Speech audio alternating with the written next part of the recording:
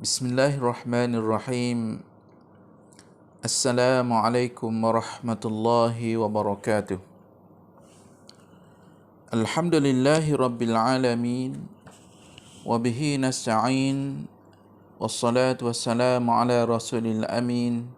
Sayyidina wa maulana Muhammadin wa ala alihi wa ashabihi ajma'in.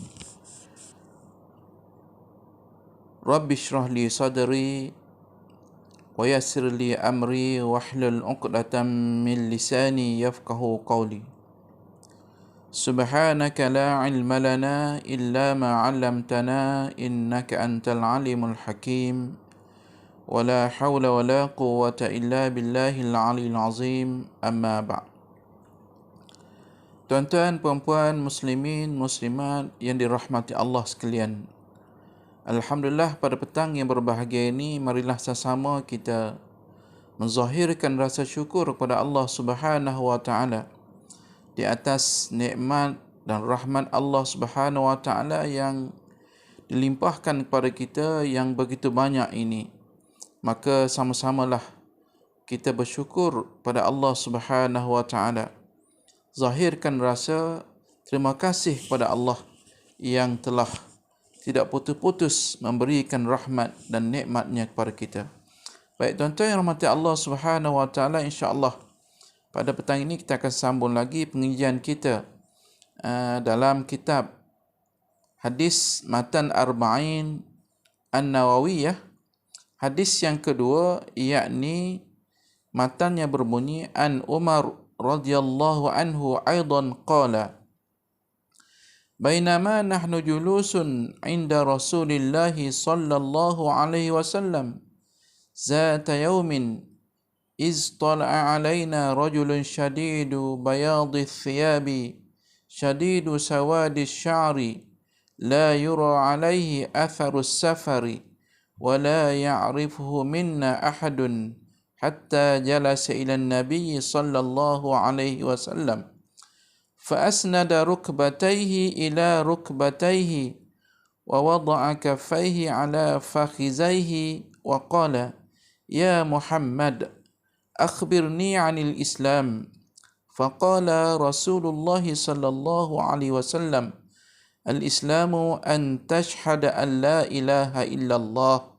وأن محمدا رسول الله وتقيم الصلاة وتؤتي الزكاة وتصوم رمضان وتحج البيت إن استطعت إليه سبيلا قال صدقت فعجبنا له يسأله ويصدقه قال فأخبرني عن الإيمان قال أن تؤمن بالله وملائكته وكتبه ورسله واليوم الآخر وتؤمن بالقدر خيره وشره قال صدقت قال فأخبرني عن الإحسان قال أن تعبد الله كأنك تراه فإن لم تكن تراه فإنه يراك قال فأخبرني عن الساعة قال ما المسؤول عنها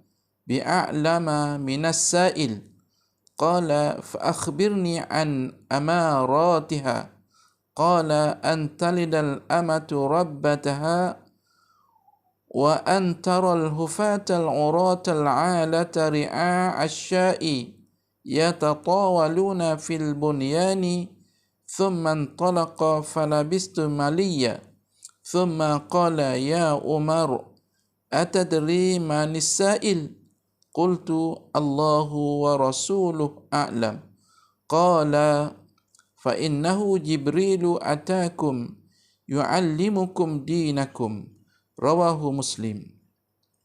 Baik, tuan-tuan mati Allah Subhanahu wa taala, hadis yang kedua ini dalam kitab Matan Arba'in An-Nawawiyah agak panjang.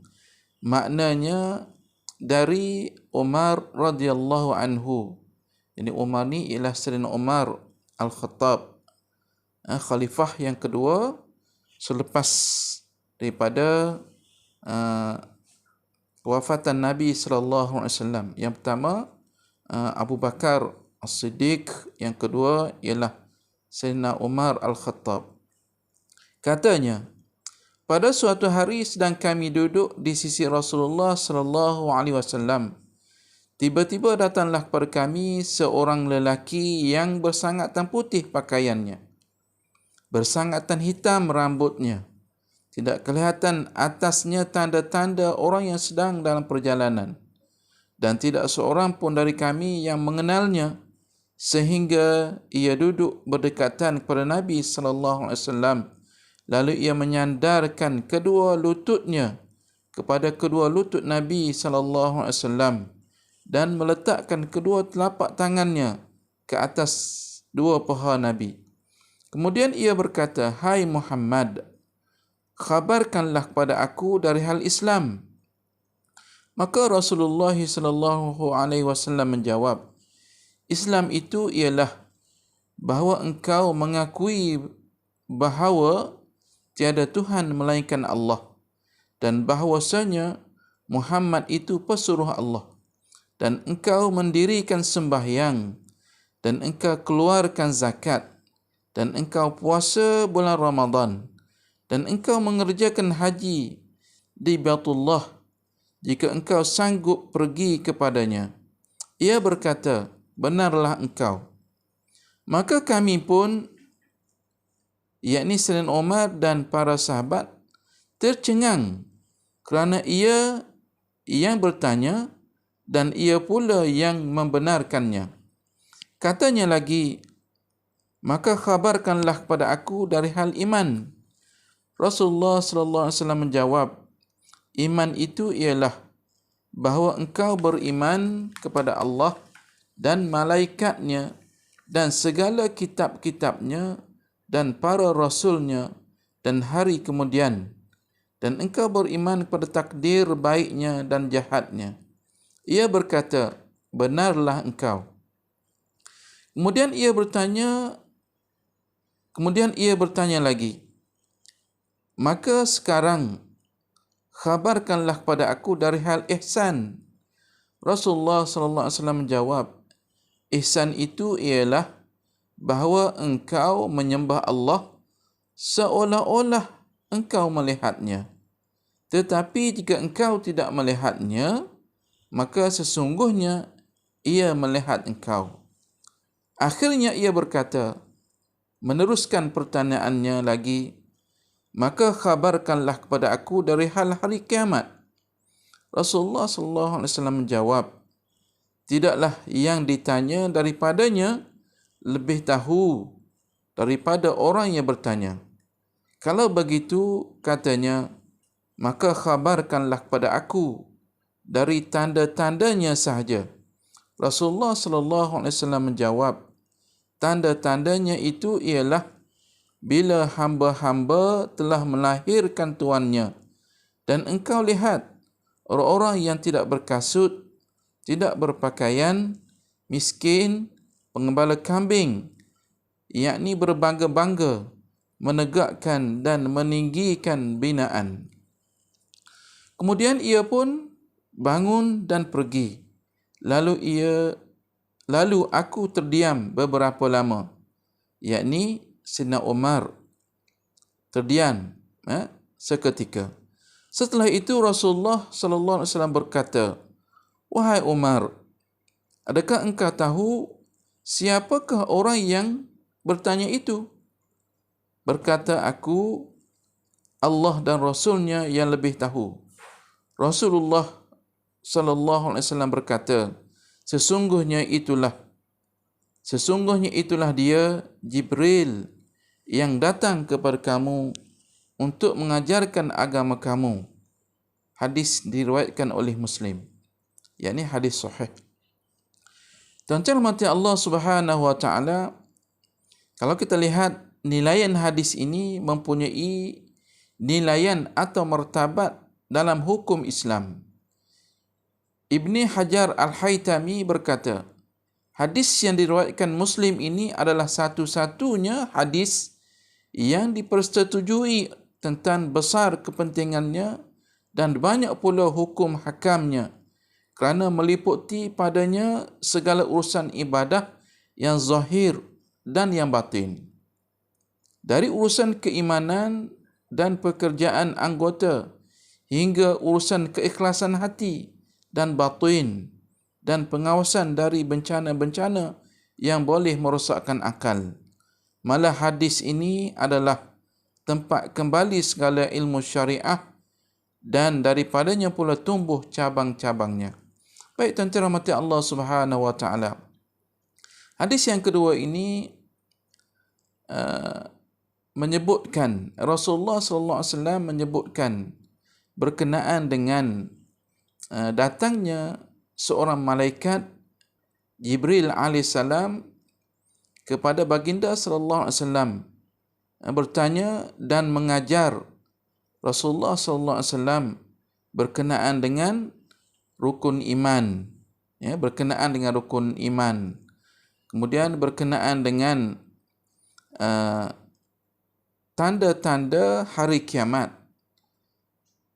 Baik tuan-tuan rahmati Allah Subhanahu wa taala. Kemudian berkenaan dengan ibadah kita kepada Allah Subhanahu wa taala, yakni keikhlasan hati. Yakni dikatakan ihsan. Baik tuan-tuan rahmati Allah Subhanahu wa taala. Huraian hadis ini, yang pertama, malaikat datang menjelma sebagai seorang manusia. Sayyidina Umar radhiyallahu anhu telah menerangkan di awal hadis tersebut bahawa pada suatu hari sedang beliau bersama para sahabat dan Rasulullah sallallahu alaihi wasallam dalam satu majlis, maka tiba-tiba didatangi oleh seorang lelaki dengan cara mengejut. Pakaiannya serba putih. Maksudnya orang ini bukanlah orang yang bermusafir. Sudah tentulah kalau orang ini bermusafir, maksudnya sudah tentu pakaiannya penuh dengan debu. Janggutnya sangat hitam. Susunan janggutnya itu rapi. Tidak ada debu-debu. Tidak ada padanya sebarang tanda bahawa dia seorang yang musafir yang sedang dalam perjalanan. Di antara kami tidak ada seorang pun yang mengenali, apatah lagi mengetahui hal keadaannya. Kerana selama ini belum pernah kami melihat wajahnya. Kemudian dia pun datang menghampiri Nabi sallallahu alaihi wasallam, lalu duduk secara orang yang sudah lama berkenalan dan bersahabat dengan Rasulullah sallallahu alaihi wasallam. Jadi Sayyidina Umar dan para sahabat ini hairan, siapakah orang yang sedemikian rupa, yang putih bajunya, lebat janggutnya, bersusunan rapi, dan tidak ada tanda-tanda dia sebagai seorang musafir, sebagaimana yang diceritakan pada hadis yang tersebut. Orang yang datang dengan cara yang demikian rupa itu, serta luar biasa itu pula keadaan tingkah lakunya ialah seorang malaikat. Rupa-rupanya yang datang bertemu dengan Nabi tadi yang berpakaian putih, lebat janggutnya hitam, tersusun rapi, itulah seorang malaikat yang menjelma dirinya sebagai seorang manusia. Kedatangannya bermaksud untuk menyampai dan mengajarkan agama kepada Rasulullah sallallahu alaihi wasallam dan umatnya mengenai perkara-perkara hakikat Islam, iman, ihsan dan tanda-tanda hari kiamat. Baik, dan rahmati Allah Subhanahu wa taala.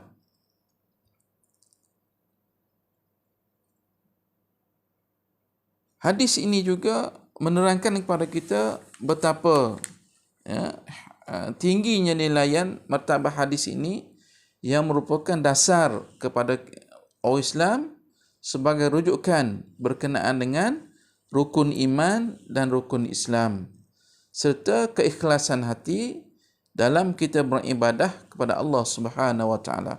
Baik tuan-tuan rahmati Allah Subhanahu wa taala, huraian yang kedua berkenaan dengan rukun Islam. Setelah itu orang yang datang tadi bertanya kepada Nabi SAW tentang Islam. Jadi orang ni datang, malaikat datang duduk dekat dengan Rasulullah SAW, seseolah mereka berdua ini, baginda dan malaikat tadi, telah lama kenal. Jadi inilah yang menjadi heran kepada Sayyidina Umar dan sahabat-sahabat.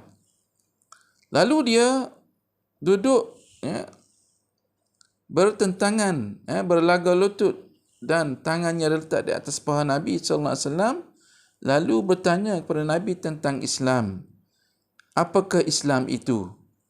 Lalu baginda menjawab sebagaimana yang tersebut dalam hadis, iaitu pertama mengucap 2 kalimah syahadah.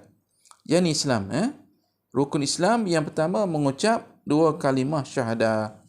Asyhadu an la ilaha illallah wa asyhadu anna Muhammadar Rasulullah. Ini kalimah thayyibah dipanggil. Kalimah yang menentukan seseorang itu Islam ataupun tidak. Bagi kita tuan-tuan, alhamdulillah, kita ini, Islam kita ini adalah berasal dari keturunan kita. Datuk nenek kita Islam, maka kita pun Islam. Berbeza dengan sahabat-sahabat kita yang memeluk Islam, yang berasal daripada agama lain, bangsa lain, dia beragama selain daripada Islam, kemudian dia memeluk Islam. Dia mengucap kalimah syahadah. Ini yang membezakan. Jadi kita ni bila kita mengucap kalimah syahadah yang pertama, ini nak tanya tuan-tuan, bila kita pernah mengucap 2 kalimah syahadah? Bila? Mungkin masa kita di bangku sekolah dahulu, guru kita mengajar berkenaan dengan rukun Islam, maka kita pun ucap ramai-ramai. Ucapan tersebut tuan-tuan tidak gemetar di hati kita, tidak rasa pelik, berbeza dengan sahabat-sahabat kita yang lain. Apabila dia mengucap syahadah, maka hatinya bersih, hatinya suci. Kita ni tuan-tuan, oleh kerana kita ni Islam kita disebabkan keturunan, maka kalau kita tidak memperbaharui syahadah kita, setengah daripada orang kita ni sembahyang pun tidak. Apabila tidak sembahyang, sudah pastinya tidak ada mengucap syahadah dalam hari, dalam seharian. Jadi alhamdulillah, kita ni masih lagi Allah kuatkan iman kita dan mentaati perintah Allah dengan melaksanakan ibadah solat. Sudah tentu dalam ibadah solat tadi ada tasyahud, ada kalimah thayyibah yang kita sebutkan. Baik tuan-tuan rahmati Allah Subhanahu wa taala, rukun Islam yakni yang pertamanya iaitu mengucap 2 kalimah syahadah. Asyhadu an la ilaha illallah wa asyhadu anna Muhammadar Rasulullah. Yang kedua mendirikan sembahyang. Mengucap 2 kalimah syahadah yang pertamanya, yang kedua mendirikan sembahyang. Yang ketiga mengeluarkan zakat. Yang keempat berpuasa di bulan Ramadan. InsyaAllah Ramadan lebih kurang dalam 28 hari lagi akan hadir kepada kita. Yang ini diwajibkan kepada kita puasa pada bulan tersebut. Yang kelima mengerjakan haji di Baitullah. Jika ada kemampuan menurut hukum syarak. Rukun haji ini yang kelima, rukun Islam yang kelima ni kepada siapa yang mampu. Mampu dari segi kewangan, dari segi kesihatan, dari segi perbelanjaan dan sebagainya. Baik tuan-tuan rahmati Allah Subhanahu wa taala. Inilah rukun Islam yang 5. Bermula daripada mengucap syahadah, yang kedua melaksanakan sembahyang. Apabila kita masuk Islam, mengucap 2 kalimah syahadah tuan-tuan, maka tertegaklah Islamlah kita pada dasarnya, dan untuk kuatkan Islam itu mestilah melaksanakan sembahyang. untuk menegakkan Islam itu mestilah melaksanakan sembahyang. Jadi amat rugilah bagi orang Islam yang mana dia mengucap syahadah tetapi sembahyangnya tidak laksanakan. Mana mungkin Islam akan tertegak dengan tidak melaksanakan ibadah sembahyang. Ini penting sembahyang, tuan-tuan. Ini penting. Jadi sembahyang juga membezakan antara orang Islam dengan bukan Islam. Sembahyang juga membezakan antara orang Islam dengan bukan Islam.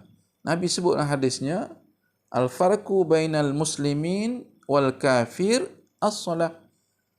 Perbezaan antara Islam dengan bukan Islam ialah sembahyang. Jadi kalau orang Islam mengaku orang Islam, sudah pasti dia mestilah melaksanakan ibadah sembahyang. Kalau dia tidak sembahyang, maka Islamnya tadi tidak sempurna. Ada syahadah saja. Kemudian seterusnya, setelah sembahyang, keluarkan zakat. Mengeluarkan zakat. Hukum zakat ini wajib. Hukum rukun yang ketiga iaitu mengeluarkan zakat. Zakat ini kalau kita bincang lagi dalam bab fiqhnya, ada zakat harta, ada zakat ternakan, ada zakat perniagaan, ada zakat saham, ada zakat pertanian dan sebagainya. Jadi bagi yang mempunyai harta yang lebih, yang cukup nisab, yang cukup haul, mestilah mengeluarkan zakat mengikut kadar yang telah ditetapkan oleh Majlis Agama Islam, yakni 2.5% daripada harta tersebut. Yang kelima, yang keempatnya, yakni berpuasa di bulan Ramadan. Puasa di bulan Ramadan selama 30 hari. Ataupun 29 hari mengikut bulan yang takwim Islam. Ada yang 29 hari dan ada yang 30 hari sebulan. Baik, tuan-tuan rahmati Allah Subhanahu wa taala, rukun yang kelima pula iaitu mengerjakan haji di Baitullah bagi yang berkemampuan. Jadi kemampuan tadilah ada cukup wang, ada harta, kemudian selamat perjalanan. Musim-musim COVID-19 ini telah menjadi satu syarat yang wajib, iaitu kena mengambil suntikan vaksin COVID.